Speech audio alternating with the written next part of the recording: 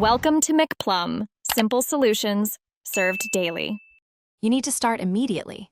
Confirm you are the current family manager and ensure the new manager has an active Google account.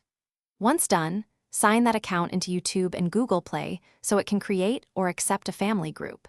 Make sure every family member's Google account is correct. You'll either set up a new family group under the new manager or remove members from the current group first. This avoids losing subscription time and keeps payment info controlled. Now continue with execution. Have the new manager open families.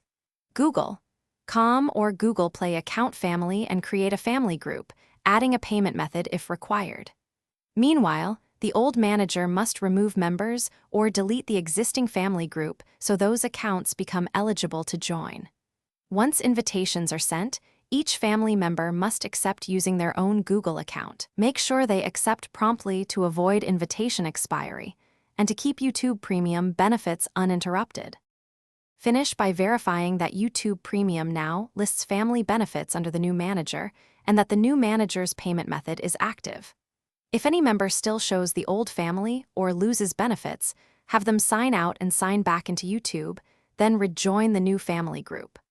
One key troubleshooting tip: if accounts remain linked to the old family and won't join, disband the original family completely and wait 24 hours before recreating the new. Thanks for watching. Stay juicy and subscribe.